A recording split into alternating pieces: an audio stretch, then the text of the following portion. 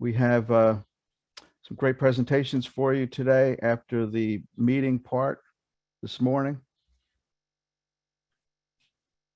I'll introduce, let's see, my slides won't advance. Hang on a sec. Okay. I'm Bill Jacobs, the program manager. With me from LIISMA are Abby Bezrutsik, field project and outreach coordinator, and Haley Gladich, our invasive species specialist. Also joining us are other team members that are temporary or seasonal. We have Jackie Briggs, she's our graphic designer and illustrator. Cara Fernandez, our environmental educator. Melody Penny, invasive species technician. And Catherine Sturber, who I don't think is here. She's also our invasive species technician for the summer.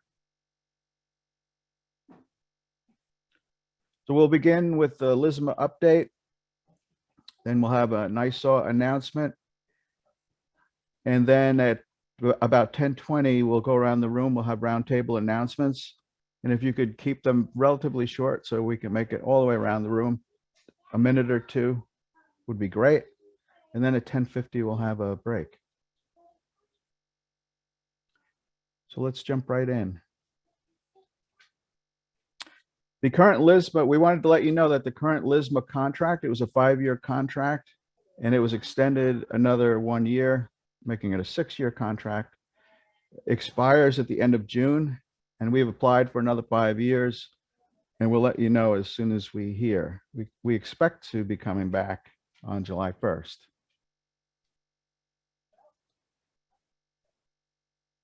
And now we'll have an update of terrestrial programs and activities. Thanks, Bill. Yeah, so we're just getting into the swing of things for this field season. You can actually see in this picture Amanda Furcall, which she's the landscape ecologist at the Sisters of St. Joseph, as we helped her flag off some T-viburnum for removal. Next. Yeah, so a huge thanks to everyone who responded to our monitoring and management requests this winter. We're really eager to get out and work with all of you who responded. Some of our upcoming work that we're doing in accordance with these requests are monitoring and management, developing a monitoring and management plan for the Henry L. Ferguson Museum Land Trust on Fisher's Island, continuing to do tier 2 and 3 invasive species management at the Sisters of St. Joseph, monitoring Camp Hero and Amsterdam State Parks and Montauk with New York State Parks, as well as doing some invasive species training with the U.S. Fish and Wildlife Service staff at Sayville and Wertheim National Wildlife Refuges. Next. Oh, did we miss a slide? Oh. Yeah, thanks. So a large part of what LIISMA does is develop management plans for our partners in invasive species prevention areas, ISPZs, as well as other priority conservation areas, such as our heritage sites. And 2 such heritage sites we completed management plans for in this past year, which are Sayville National Wildlife Refuge and Quogue Wildlife Refuge. And we actually just got out a week or 2 ago to Quogue to go over some management techniques and some priority areas within the site. So we're looking forward to doing more of those this upcoming year. Yeah, and lastly, on the terrestrial front, we do need your help to continue monitoring for spotted and lanternfly all across Long Island.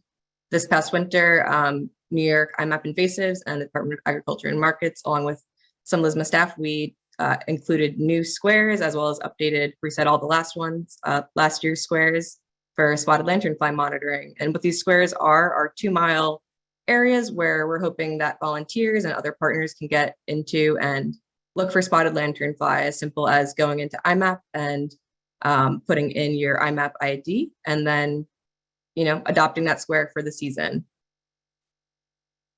You can go forward.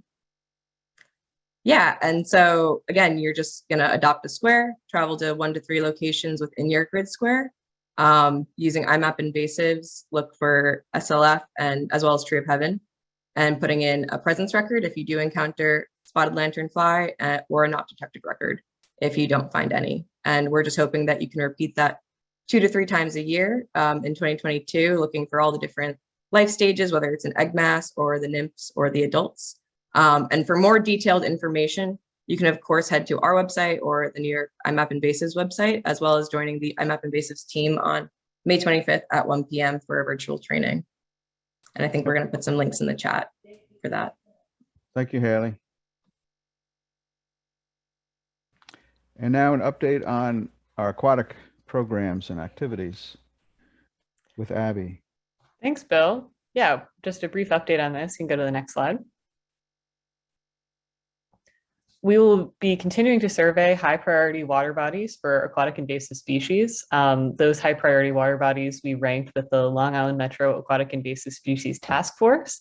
So using that data, putting it to use. And the next ones that we'll be monitoring for especially emerging invasive species are ponds in the Long Pond Complex, Carmen's River, Sears Pond, and ponds at Peconic River County Park.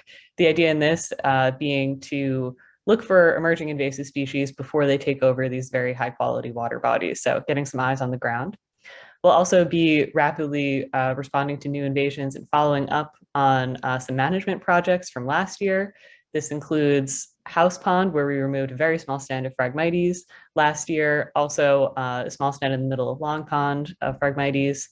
And following up on a management project of Ludwig Piploides at Artist Lake, a manual removal project, as well as assisting partners with other management projects such as water chestnut poles. Thank you, Abby. And now we have some education and outreach updates, beginning with Melody. Thank you, Bill. So in April, we held our 2022 Resilient Long Island Symposium. The event hosted 21 presenters, 177 registrants, and 11 sponsors. The collective goal of this event was to foster an education and awareness to the growing threats surrounding biodiversity loss, climate change, and ecosystem regulation. The presentations are now available on YouTube and can be accessed via the events tab on the LIISMA.org website. Thank you, Melody. And next up, I think we have Jackie, if Jackie's on, to give a brief update on the marine invasive species identification cards that we've been working on. I can go in case Jackie's not here or she's muted. So Cara Fernandez and Jackie of LIISMA are working with Megan McCormick of the New York Natural Heritage Program, DEC, and the Long Island Metro Aquatic Invasive Species Task Force to develop identification cards to serve as guides for agency staff and others who are doing monitoring to help them identify marine invasive species in the field. And LIISMA is planning to expand these cards to include freshwater species as well. With our graphic designer, Jackie, and our staff, we've been developing interpretive signs and other educational materials, handouts. This one is for an interpretive sign out at Montauk that teaches people about a small carpet grass, Arthraxon Hispidis, and encourages people to protect the Montauk Peninsula from invasive species. And this sign hopefully will be up on site in June or July. It should be up. We're working with Third House Nature Center, one of our subcontractors, on this Montauk interpretive sign project. And these are some illustrations that we use for the sign, and we're also using other PDFs and paper handouts that Jackie illustrated for us of Arthraxon Hispidis. There's only 2 known locations of this plant. One is in Montauk at the Montauk County Park. The other is in West Hampton, just a little bit north of Gabreski Airport. It inhabits places similar to Japanese stiltgrass. It's an annual grass of wet areas such as stream banks, floodplains, shorelines, and that grows about 1.5 feet tall and has oval or lance-shaped leaves 1 to 3 inches long. It looks a little bit like native deer tongue grass when it's small, but the leaves are much shorter.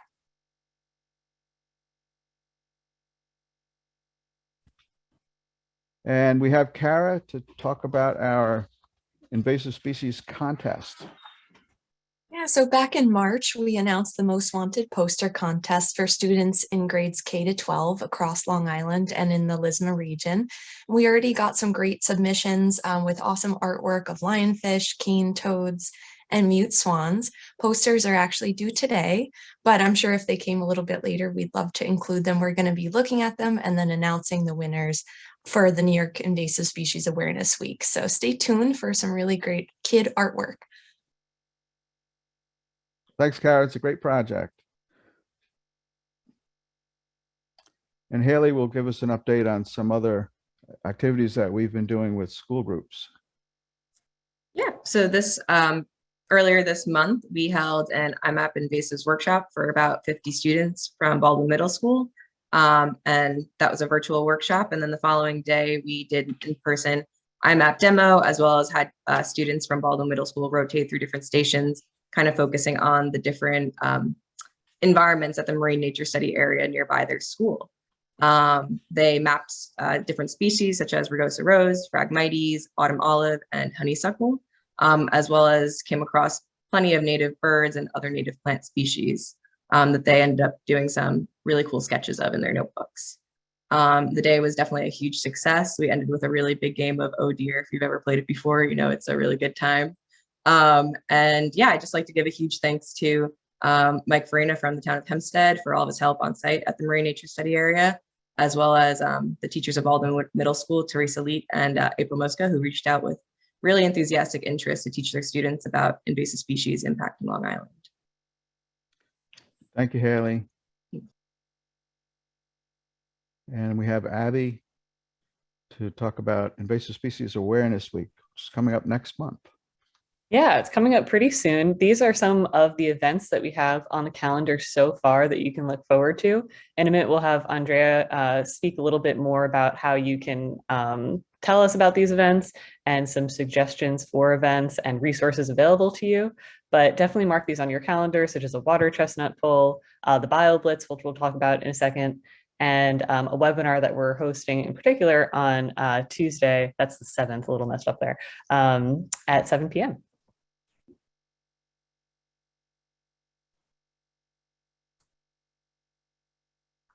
Thanks, Abby. LIISMA is co-sponsoring again this year the Long Island Coastal Bio Blitz, working with partners CTUC, Taconic Estuary Partnership, and I can't Sea Grant, Long Island Sound Study, and South Shore Estuary Preserve. We have a training webinar, as Abby said, on Monday, and also the Bio Blitz occurs during NISA, June 4th through 11th. You can contact CTUC at their website for more information and to register for the training. And now we have a word about NISA from Andrea Nieves with the New York Natural Heritage Program and DEC.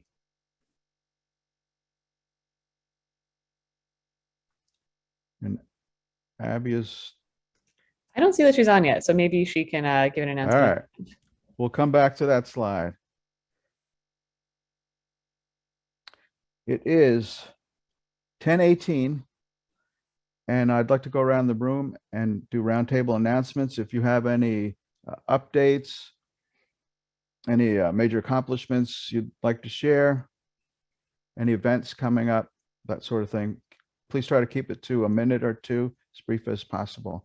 And what I'll do is look at the chat, not the chat, the participant list, and I'll just go around the room and call people out, more or less in alphabetical order. And if you don't have anything to announce, you can just say you don't have anything. The first up is Alexis White. And unmute yourselves, please. Hi, so I have an update and a request. So my name is Lexi White. I work with the County Health Department as an entomologist, and we study ticks.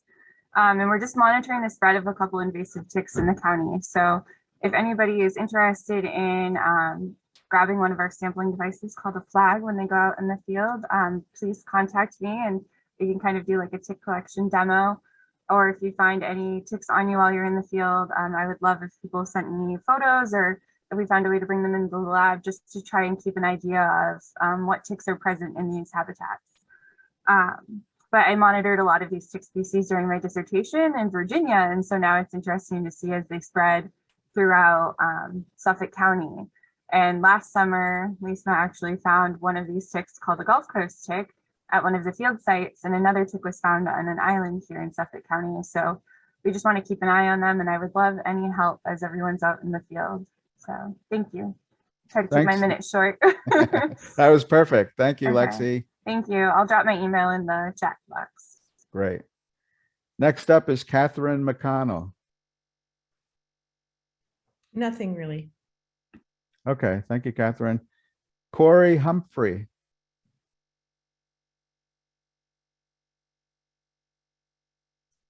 Going once. You have to unmute if you're speaking, Corey. He wrote something in the chat. Okay, so that's in the chat. We can read it there. We'll keep moving. Dan Gilray, Cornell Cooperative Extension of Suffolk County. Hi, Dan. Hi, good morning, everybody. It's nice to be with you. And I do appreciate your team and their enthusiasm that comes through every time. Really nice. And Lexi, I think one of the ticks you're specifically looking for is the Asian longhorn tick as well, which seems to be established and spreading. So that's one we want to watch out for, more of a livestock and animal pest than a human one. As far as I'm concerned, definitely still watching this spring for winter moth. I haven't seen or heard any problems with that yet, but we had clearly a good population, and thanks to your staff for some of the sampling they were doing. It's definitely established, and we got some results from the sampling that were done earlier. And it appears that it is pretty well established around eastern Long Island. Emerald ash borer, of course, is raging and killing trees all over the place. So keep your eyes out for that. And if trees are still looking healthy, they definitely need to be treated. Spotted lanternfly is in several areas in Bohemia and also Western Suffolk, as well as Nassau and New York City. Expect to see more of that in the coming months and years. I'm sure it will populate our area thoroughly, thanks to a lot of its favorite host, Tree of Heaven, being around. And then beech leaf disease, of course, is spreading. Some studies are going on. We still don't have a good control for that, but it stands poised to kill the beech trees in our area, both the European and the American. Box tree moth is something we're looking out for. It's in Western New York. We don't have it here yet, as far as we know, but it goes after boxwoods. It's its only host, something we're keeping an eye out. And there's some of the things that are on my mind. That's it. Thank you. Thank you, Dan. The next two up are also presenters, Enrico and Fate. You can give an update or you can wait for your presentation, however you'd like to do that. Thanks, Bill. I'll just say, I was going to mention this in my talk, but for people who might drop off, we have two upcoming work days at Westbrook to pull Phragmites, one tomorrow, starting from 9 till 12, and then on Sunday, June 5th for Invasive Species Week, same time, 9 to 12. Details at ctuc.org. All right, thank you, Enrico. Thank you. Yeah, I'll probably just give my updates during my talk. All right, thanks, Fate. Next up is Julie Sullivan, who will be followed by Kevin Jennings.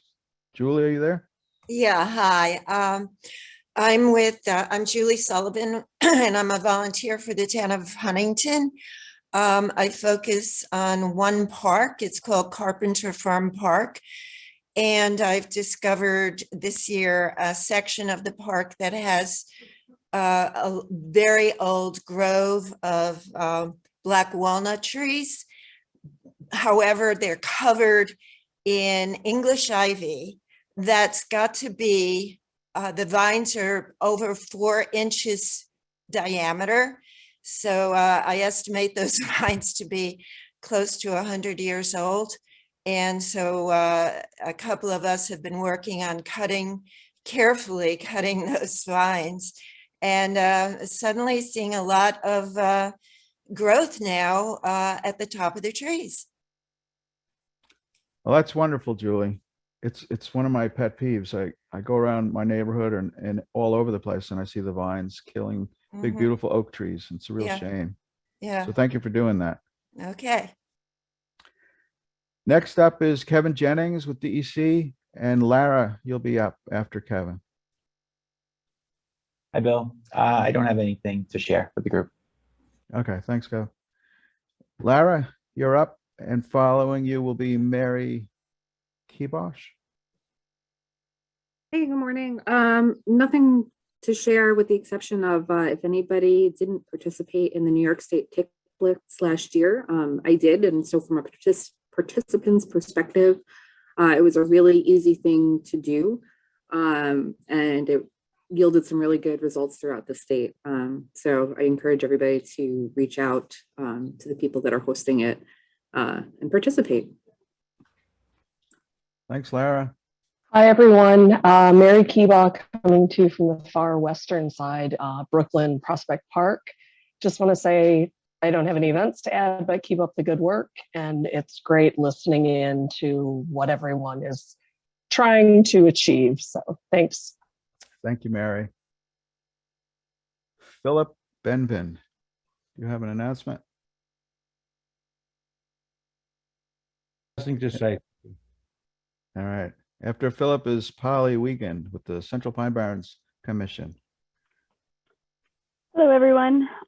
We continue to be focused on southern pine beetle management, working with the state to do ground truthing and active suppression. So we'll continue to work with Chris Steigerwald down here and advancing that initiative. We also are actively implementing our prescribed fire program and have been able to get fire on the ground on 300 acres of grasslands, which is the highest number of grasslands that have been treated in any one season. That's thanks in part to the funding from the state that bolstered and created a prescribed fire program for the commission and supplemental staffing to help the DEC rangers and volunteers put fire on the ground. And we've also moved into burning the woodlands. So we've successfully burned 24 acres in south of Curran's Woodlands in Rocky Point Pine Barren State Forest, and had our first entry burns in Sarnoff State Preserve here in Riverside this beginning of this week. So that's been very successful. We are monitoring as far as invasive species in those areas. We are seeing buckthorn come into some of the thinned areas, and we're doing active vegetation monitoring to get a feeling of how the vegetation is responding and what potential invasive species are responding to the increase in the canopy light sources and some of the disturbance associated with the prescribed fires. So other than that, we will be participating in the tick surveys. Alexis, I'll be in touch with you about ticks. We can provide you with all of the ticks that you could ever want from our field activities, unfortunately, or fortunately for yourself. So, and we're also participating right now in early detection, rapid response monitoring for non-native bark and ambrosia beetles with the Forest Service and DEC in Calverton. So looking at areas of high trade and transport of pallets and other materials to try to pick up these non-native species that can otherwise become abundant and disruptive to our forest ecosystems. So this trapping has been implemented proactively since southern pine beetle was detected in hopes of detecting new species coming in before they reach outbreak statuses where suppression or with eradication is not possible. So we'll be doing that through the end of June. Thank you, Polly. Great work. Thank you. Next, we have Bob Moser, followed by Teresa Dilworth. Bob?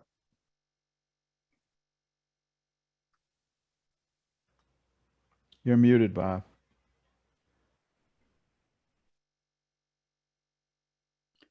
We'll come back to Bob. Let's go to, they got out of order here. Was it Teresa?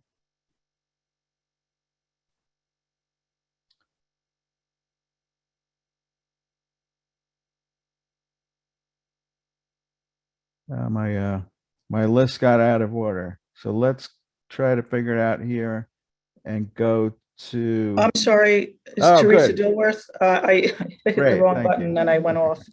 Yes. Hold on, just let me put the video on. Yes, so I'm on the board of the North Fork Audubon Society out in Greenport, Long Island, on the east end of Long Island, and we have a number of issues. First of all, I was interested in this seminar because of the Phragmites, and we do have Phragmites at Inlet Pond, and so we will probably develop a plan to get rid of them. We have a large grove of Tree of Heaven at Inlet Pond. So Inlet Pond Park is a 55-acre Suffolk County park, but North Fork Audubon Society manages the park. So we have a large grove of the Tree of Heaven. So we are, we have some volunteers, and we're going to start monitoring and trying to see if we have the insects, the spotted lanternfly.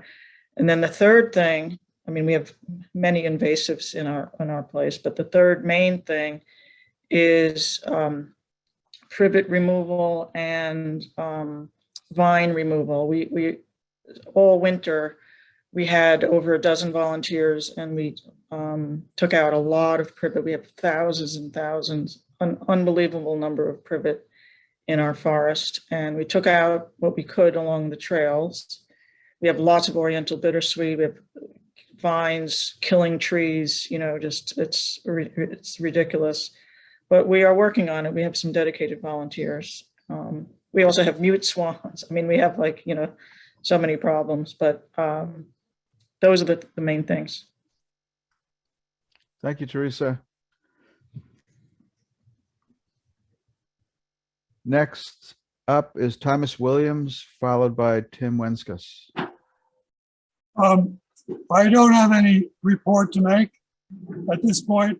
Postmara Foundation is dealing with all kinds of invasives, from the mugwort and mile-a-minute weed and black swallowwort, and it's a constant effort. So, but thank you for all your effort. Appreciate the opportunity to say something.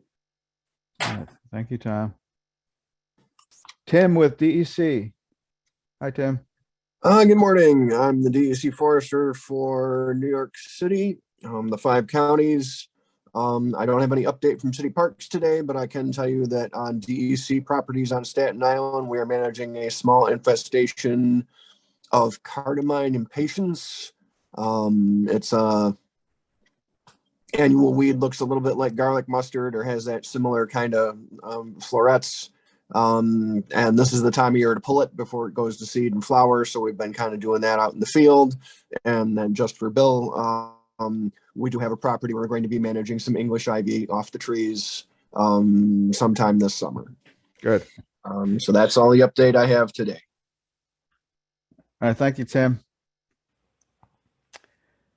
Yuri with State Parks. Hi, Yuri. Hello, everybody. Can you hear me? Yes. Excellent. All right. So we've got our invasive species strike team starting up in June 2nd. So going to have them a little longer this year than previous years. That's always nice. We've detected southern pine beetle in Brookhaven, in addition to Napeague and Hither Hills. We're going to also be adopting a early detection, rapid response kind of strategy, where we do monthly surveys, and as soon as anything's detected, we cut it down with a small buffer. Going to be doing this with some partners in DC and East Hampton, hopefully, depending on availability. Just still got to work on the logistics of that. And going to be doing plenty of drone surveys to cut down on staff time. So that's going to be interesting. We've received our spotted lanternfly traps from Ag and Markets. So we're going to be putting those up, probably a couple in just about every single park we have on the island. And we're looking mainly for detection with these, not so much control, since we've gotten the big infestations of egg masses near Connect Quad and westwards, but nothing has appeared in the park so far. But hopefully that'll be a nice early detection system as it proceeds across the island. We were talking about ticks earlier, and I'm sad to say that we have detected Asian longhorn tick in both Caleb Smith State Park and Connecticut, as well as Sunken Meadow, which those we were not flagging for those specifically. They just happened to land on our deer and tick technician's clothing while he was doing something else. So that was kind of interesting. And yeah, I think that's all we've got. All right. Thanks, Jennings. Maybe we'll get to meet your strike team this summer. We'll stop by and say hello. We'll just skip the ticks. Okay. Bob Moser. Bob, are you there? Yeah, I'm here. Do you have an announcement or update? Oh, I'm sorry. That's okay. I had gotten a call in the meantime. That's all right. So I'm sorry if I was out of touch. No, I didn't. I wasn't prepared to make any announcements. So I guess. Okay. No. Okay. It's optional. Okay. I mean, I do have a question though. If I can pose a question, it may not be the actual group to ask, but it may be related. I've been doing an investigation of some freshwater ponds here in the western side of the town of Southampton, looking for harmful algal blooms. But as a result of going out to the ponds, I noticed that they're overgrown, and some of the local people that live on the ponds are complaining about, that they can't use their resource. And these are under the pretty much jurisdiction of the town trustees in Southampton. And I just attended participated in a two-day symposium on kelp, using kelp, growing kelp for helping to remediate some of our marine environment. And I was just wondering if there's somebody here on the call that I could talk to about the possibility of using some type of macrophyte, or the macrophytes that are there, and harvesting the macrophytes to help reduce the nutrient loading to the ponds. Does anybody out there know anything about it, or is that just totally off limits to even consider?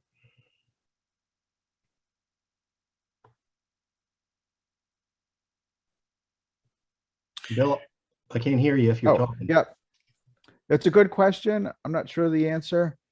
Can you put your email address in the chat? Sure. And then if anyone here thinks they have something like that, they can get in touch with you. This is Dan Gilray, and we've been working with Stony Brook, not myself, but others, concerning kelp and applications in agriculture. And so we've got some contacts at Stony Brook who might be able to help with at least, on that side of things. Maybe not kelp, of course, for freshwater, but something else. Right. Yeah. So I mean, I've looked at the nutrient concentrations, and frankly, there's below detectable levels of phosphate, and the analysis is being performed by a New York State certified environmental lab. And so their detection limits are 0.4 milligrams per liter for pretty much both phosphate and nitrate. And so there's been non-detect phosphate, and then for nitrate, many of them are non-detect, but then there's a few that go upwards of 1 and 2 milligrams per liter.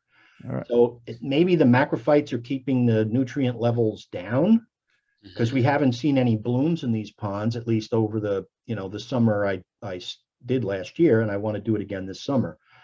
So Bob, maybe we'll talk about this towards the end. Oh, sure. I'm sorry. That's okay. Okay. No, we're trying to keep on time here. Sure. But it's a good topic though, so I'm glad you mentioned it. I'm glad you brought it up. And I'm glad Dan had something to offer too. Great. Thank you. Thank you, Bob. Yep. Yeah, we want to keep on track here. We're going to have a break at 10:50 and we're on time. There's a phone number. I'm not sure who it is, but do you have an announcement phone number ending in 7242? It's Tom from Agate Market. Oh, hi, Tom. Hi, I guess just briefly, you know, we've been doing a lot of SLF egg mass scraping right outside, right east of Connecticut. In the past month, we're probably getting close to about 10,000 egg masses in a relatively small area. Haven't seen any emergence yet, but I feel like we're just probably a couple days away. I heard there was some emergence in Manhattan, maybe early this week. So keep an eye out. They're coming. All right. Thanks, Tom. Is there anyone else that would like to give an update?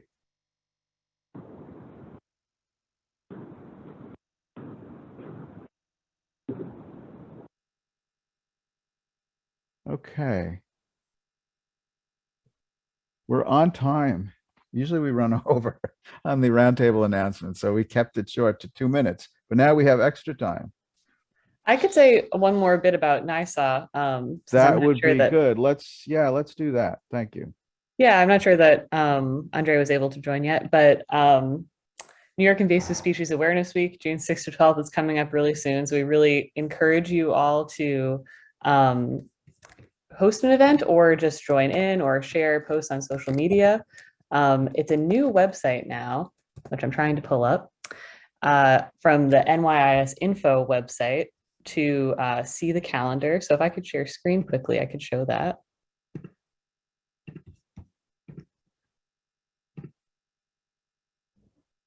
No, not that. 1 second. There we go. So it's NYIS info/NISA. And here you could see many resources related to New York Invasive Species Awareness Week. It also links to our website, so you can see particular Long Island events. There are some competitions that are happening where you can win some prizes, such as NISA Bingo, the IMap Invasives Mapping Challenge, and other surveys to fill out once you've attended an event. Lots of events on the calendar, and which more coming in. I submitted some yesterday that should be on the calendar soon. I just want to particularly draw your attention to here, where if you are planning to host an event, you can put it on that calendar, on the statewide calendar, through this form. So I could also put the link to this form in the chat. Very simple. And yeah, we definitely encourage you to host an event, tell us about the event if you have one in mind, or simply maybe make a social media post. If you want any of those resources, feel free to reach out to us. We have a lot of nice graphics in store. So if you're interested in spreading the word, please do. And that's June 6th to 12th. Thanks, Abby. That was a good idea to share some of the events. We still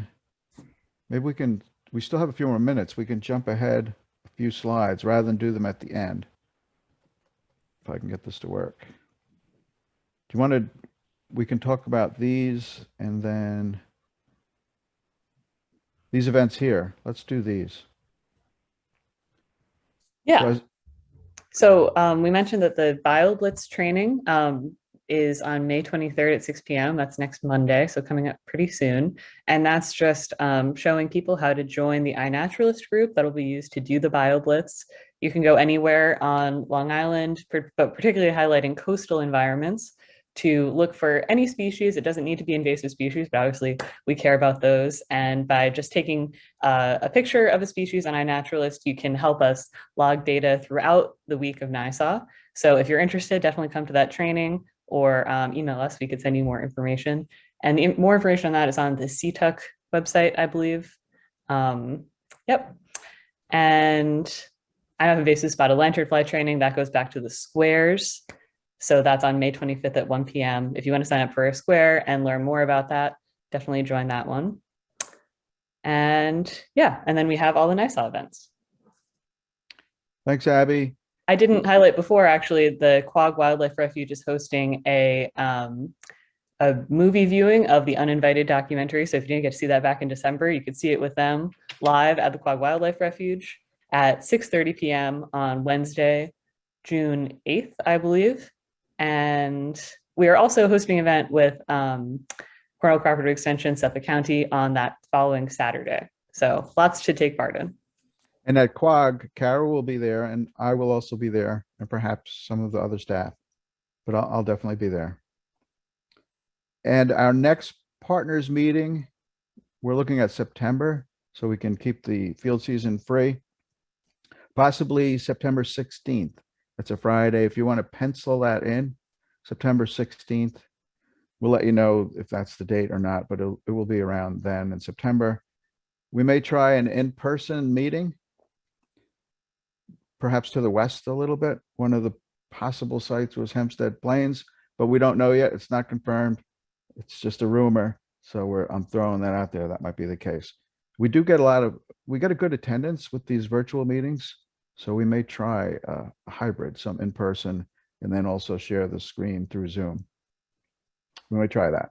So that's September. In the meantime, LIISMA has our new monthly e-newsletter. So any agency, any organization, if you're doing cool things over the summer and you want to share them in the LIISMA newsletter, please let us know.